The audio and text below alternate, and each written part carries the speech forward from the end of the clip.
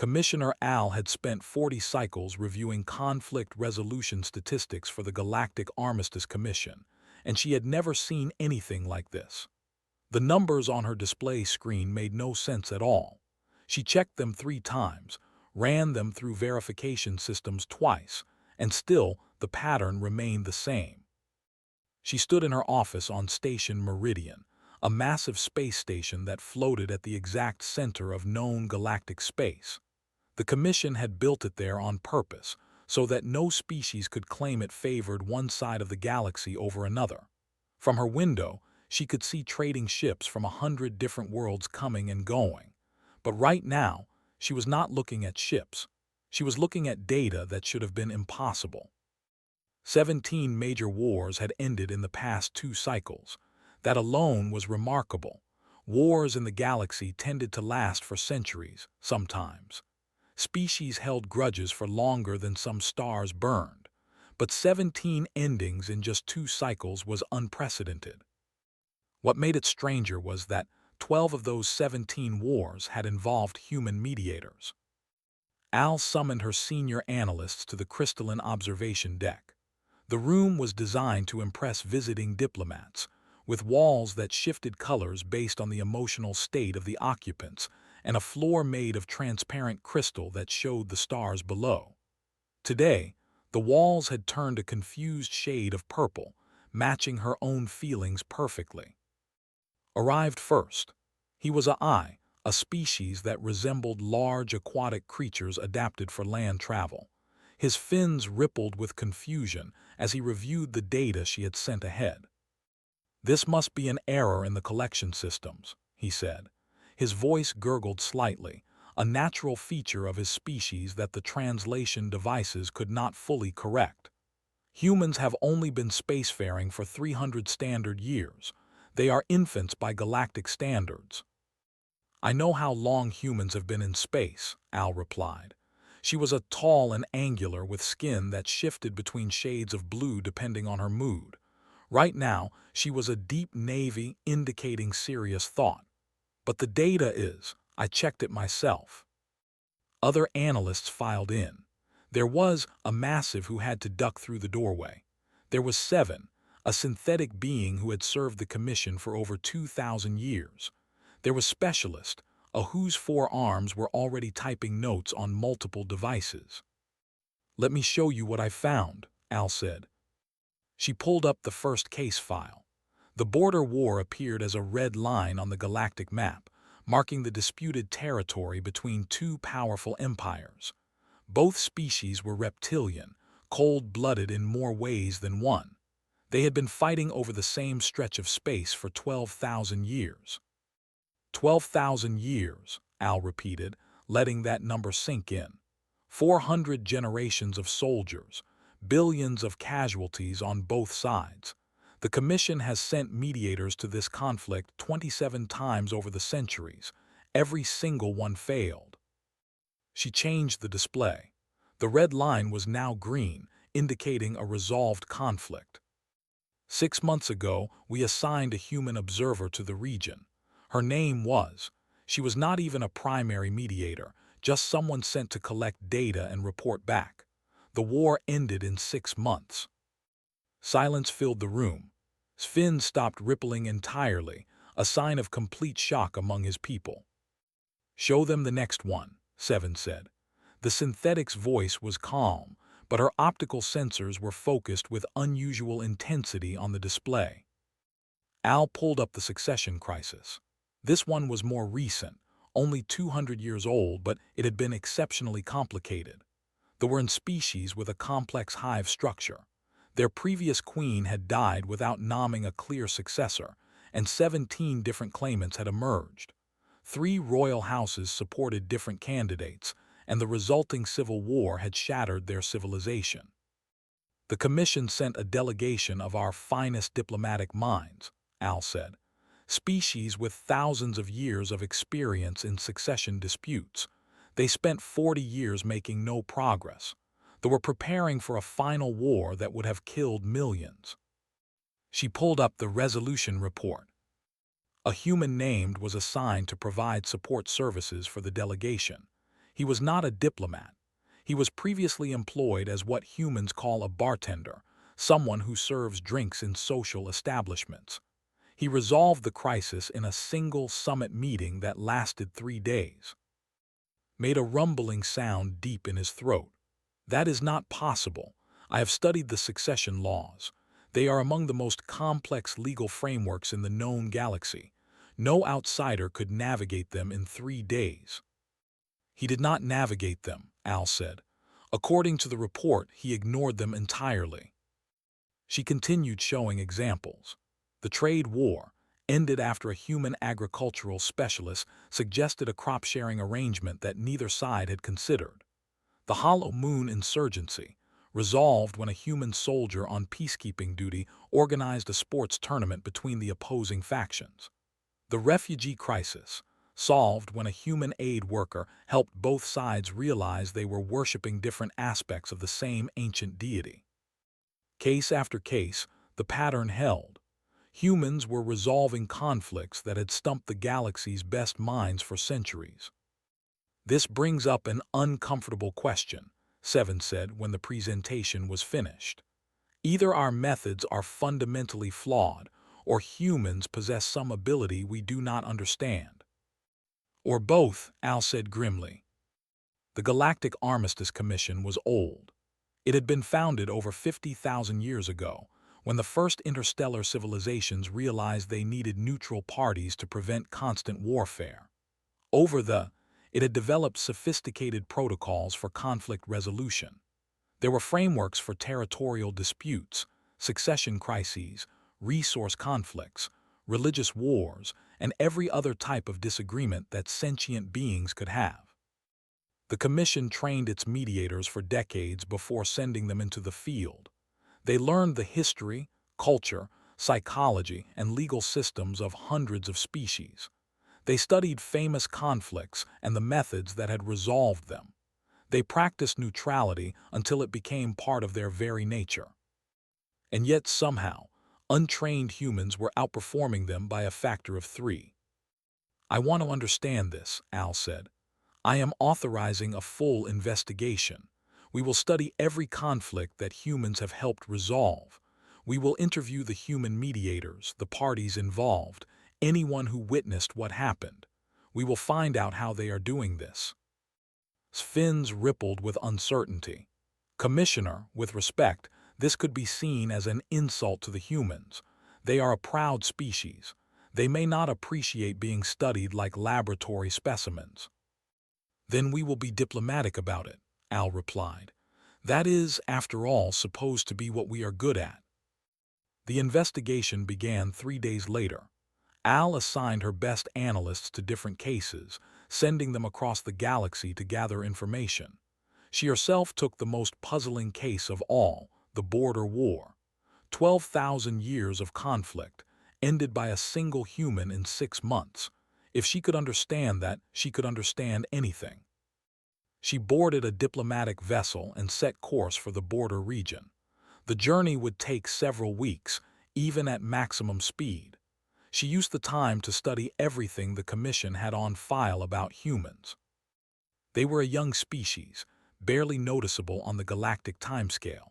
They came from a small blue planet orbiting an unremarkable yellow star. Their history was violent, filled with wars among themselves that made little sense to outside observers. They had nearly destroyed their own world several times before managing to reach the stars. And yet, there was something about them that kept catching her attention. They adapted quickly. They formed connections easily. They seemed to genuinely care about other beings in a way that was rare among spacefaring species. As her ship traveled through the void between stars, Al wondered if the galaxy was about to learn something important from its youngest members. The border region between and space had been a war zone for so long that peace felt strange to its inhabitants. Senior Observer stood on the observation deck of his shuttle, watching 2 cargo ships pass each other without firing weapons. One was marked with the jagged red symbols of their warrior caste. The other was painted in the deep purple that indicated a trading vessel. A year ago, those ships would have destroyed each other on sight. Now, their pilots exchanged navigation data and went on their way. On had been sent to understand how this had happened. He was like Commissioner Al, but older, with skin that had faded to a pale blue that rarely changed anymore. He had served the Commission for 300 years and had seen many conflicts resolve. He had never seen anything like this. His first stop was the mining colony of Seven, a small planetoid that sat exactly on the old border. Before the peace, it had changed hands over 100 times. Both species had spilled blood for it. Now, according to his reports, and workers lived side by side. The shuttle landed on a dusty platform near the main settlement. The air was thin and smelled of processed chemicals, a common feature of mining colonies. On activated his environmental suit and stepped outside. He was immediately struck by what he saw. A worker, her scales glinting red in the artificial light, was sharing a meal with two miners. They sat at a rough table made from shipping crates, passing containers of food back and forth. They were laughing. On had studied both species extensively, were known for their fierce warrior pride, were famous for holding grudges across generations. Neither species was known for laughing with their enemies. He approached them carefully, identifying himself as a commission observer. The workers looked at him with curiosity but not hostility. "I am investigating the peace agreement," he explained. "I would like to understand how it came about." The worker, whose name was, made a clicking sound that her translator rendered as a chuckle. "You want to know about Ruth." "Ruth?" "The human, the one who fixed everything." On noted the name and asked where he could find this human. The workers directed him to a structure on the other side of the colony, a place they called the Reconciliation Hall. It had originally been a storage warehouse, but it had been converted into something else entirely. He found Ruth sitting at a desk covered in papers and data tablets. She was a human female, her hair gray with age, her face lined with years of experience.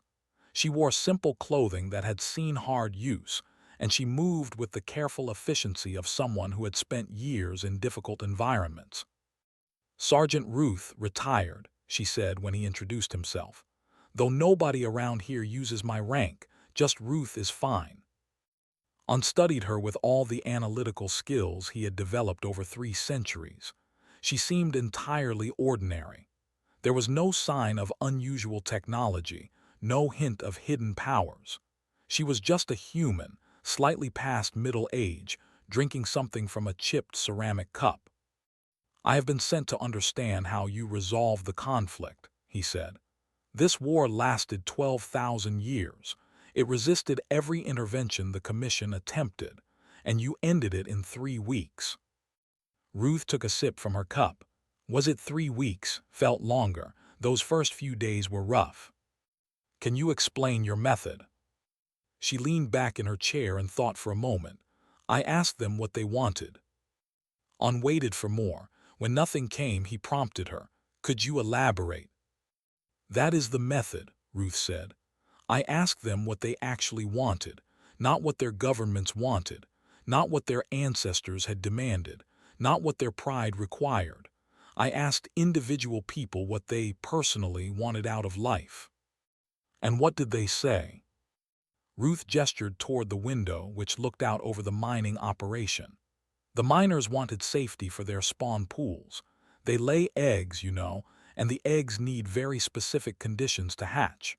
The war made it impossible to create safe nurseries. They lost entire generations." She took another sip. "The wanted enough thorium to keep their generation ships running. Their whole society is built around these enormous ships that travel between stars. Without thorium, the ships die. Without the ships, their culture dies."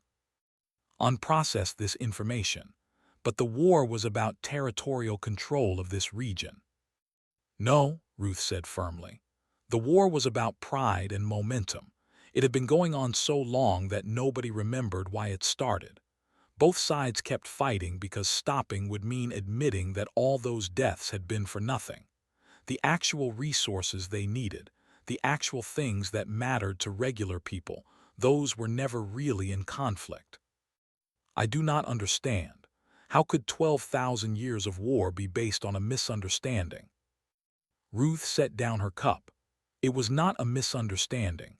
Both sides understood each other perfectly well. They understood that the other side was the enemy, that the other side had killed their ancestors, that the other side would never stop until they were destroyed. That understanding was the problem. She stood and walked to the window. I talked to people, in bars mostly. Mining colonies always have bars. I bought drinks, listened to stories, asked questions. I found out what people actually cared about, and then I helped them see that they could have what they wanted without killing anyone. On's translation matrix struggled with some of her phrasing. You circumvented the official negotiating positions. I ignored them completely. The official positions were designed to be unacceptable to the other side. That was the point. As long as everyone stuck to official positions, the war could continue forever. This is highly irregular, On said. Commission protocol requires working through established diplomatic channels. Ruth turned to look at him. Her eyes were sharp, despite her age. How many wars has commission protocol ended in the past century? On knew the answer. It was not a good number. Protocol ensures fairness and neutrality. Protocol ensures that nothing changes, Ruth replied. Fairness and neutrality are great if you are running a court, but wars are not legal disputes. They are millions of people trapped in a situation they cannot escape. Sometimes you need to help them find the door. Over the following weeks, On continued his investigation. He spoke to military commanders who had laid down their weapons. He interviewed traders who now did business with former enemies. He studied the agreements that had been signed and the informal arrangements that had developed. What he found disturbed him deeply. Ruth had broken almost every rule in the Commission's handbook. She had formed personal relationships with combatants, shared meals with them, told them stories about her own life. She had made promises on her own authority without consulting her superiors. She had ignored centuries of diplomatic precedent. And it had worked. He traveled to other resolved conflicts and found the same patterns. The former bartender who had solved the succession crisis had done it by getting all 17 claimants drunk together and convincing them to actually talk to each other. The human agricultural specialist who ended the trade war had spent weeks living with farming families on both sides before proposing her solution. In every case, the human mediators had abandoned objectivity in favor of genuine connection.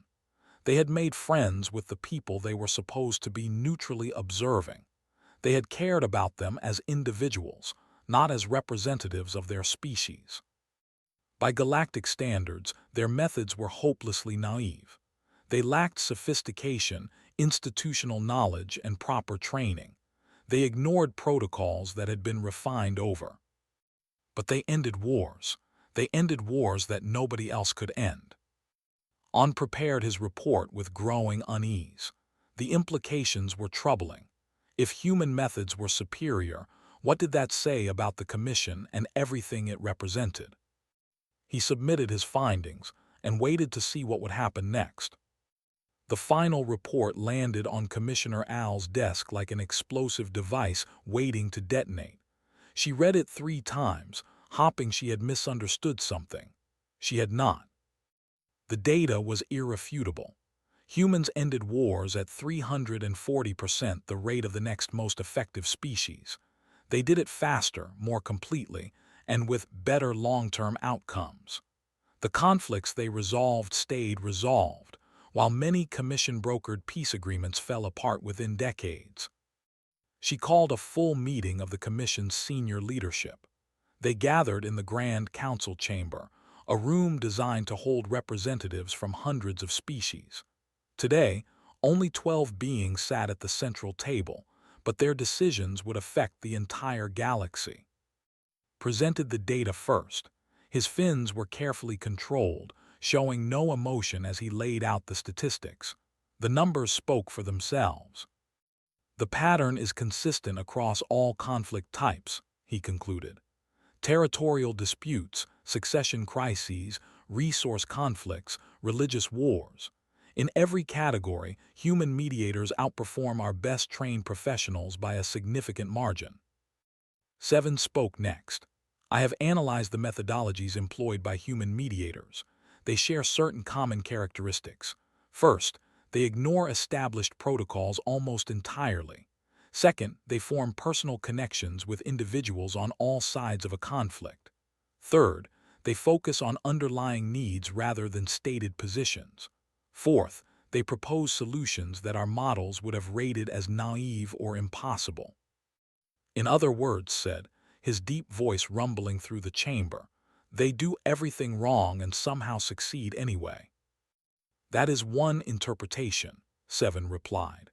Another interpretation is that our definition of right and wrong has been fundamentally mistaken. The debate that followed was fierce. Traditionalists argued that human methods were unsustainable. They depended too much on individual personality. They could not be taught or replicated. They risked making the commission appear unprofessional. We have spent 50,000 years developing our approaches, argued senior mediator Axe, a being whose species communicated through color changes and pheromones. We cannot throw all of that away because of one anomalous species. We are not proposing to throw anything away, Al responded, but we must acknowledge what the data shows. Our methods preserve neutrality at the cost of effectiveness. We maintain our principles while wars continue for. Neutrality is the foundation of everything we do, Axe insisted. Without it, we become just another faction trying to impose our will on others. A younger analyst, species liaison, raised her hand to speak. She was a like specialist, with 4 arms and a reputation for unconventional thinking. Perhaps the question is not whether to be neutral, she said. Perhaps the question is what neutrality actually means. The humans are not trying to impose their will on anyone. They are trying to help both sides get what they need. Is that not a form of neutrality? The chamber fell silent as the implications sank in. For 50,000 years, the Commission had defined neutrality as maintaining equal distance from all parties. Humans seemed to define it as caring equally about all parties. It was a small distinction. It changed everything. Al spent the following week studying human history. She wanted to understand where their approach came from. What she found surprised her. Humans had been mediating conflicts among themselves for their entire history. They had developed countless methods for resolving disputes, from formal legal systems to informal community practices. They had failed many times, sometimes catastrophically, but they had kept trying, kept experimenting, kept looking for better ways. More importantly, they had developed a concept that seemed rare among spacefaring species. They called it empathy, the ability to understand and share the feelings of another being. It was not unique to humans, but they seemed to rely on it more heavily than most.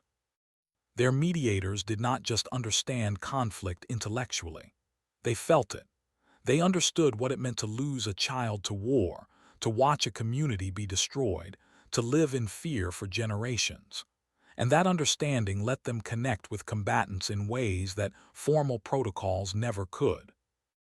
Al thought about her own training. She had learned to analyze conflicts with perfect objectivity. She knew how to calculate the relative strength of different factions, predict likely outcomes, and design agreements that balanced competing interests. But she had never learned to feel what the people in those conflicts felt. Maybe that was the problem. She drafted a proposal for the commission to consider. It was controversial, she knew. It would face opposition from traditionalists who had spent their entire careers mastering the old methods, but the data was clear and she could not ignore it. The proposal called for 3 changes. First, human methods would be formally studied and documented. Second, commission mediators would receive training in building personal connections with conflict parties. Third, humans would be recognized in the historical record as having contributed something valuable to galactic peace. The third point generated the most resistance. "We cannot give them this recognition," argued Axe. "They have been spacefaring for 300 years. We have species in this commission that have been members for 30,000. What message does it send if we elevate these newcomers so quickly?" "The message it sends," Al replied, "is that we care more about results than about seniority. Is that not a message we want to send?" The debate continued for months. Other species weighed in. Some were outraged that humans were receiving any special attention. Others quietly requested human mediators for their own conflicts, having heard about the success rates. In the end, the commission made its decision. By a narrow margin, the proposal was accepted. The announcement rippled across the galaxy. News services on 1,000 worlds reported that the Galactic Armistice Commission had formally credited humans with ending more wars than any other species. Reactions varied from outrage to approval to simple confusion.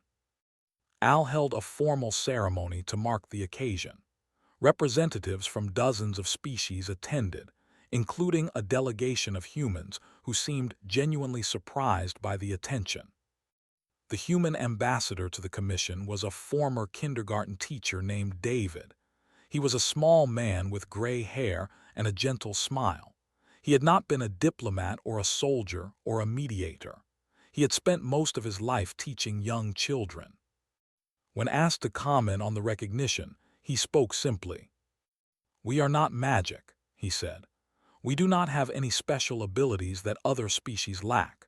We just remember something that is easy to forget when you are dealing with big concepts like war and peace and diplomacy." He paused, looking around the chamber at all the different beings who had gathered. "We remember that even in a war, you are still dealing with people. Individuals who have families and hopes and fears. People who want their children to be safe. People who want their communities to survive. People who want to stop hurting and stop being hurt." He smiled. "Sometimes you just have to help them remember that. Sometimes you have to show them that the enemy they have been fighting is really just another person who wants the same things they want. And when people see that, really see it, peace becomes possible." Al recorded his words in the official record. She flagged them with the highest priority for future study.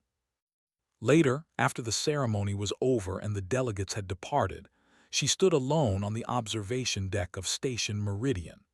She watched ships from across the galaxy coming and going, trading and traveling and living their lives. Perhaps, she thought, the galaxy had been overcomplicating peace. Perhaps all the protocols and frameworks and formal procedures had been ways of avoiding the simple truth that human mediators understood intuitively. Peace was not about balancing interests or managing conflicts or maintaining neutrality. Peace was about helping people see each other as people. It was a simple idea. It was revolutionary. And it had taken a species, barely out of its infancy, to remind the ancient civilizations of the galaxy that it was possible.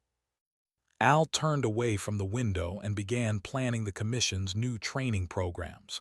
There was a lot of work to do, but for the first time in centuries, she felt genuinely hopeful about the future.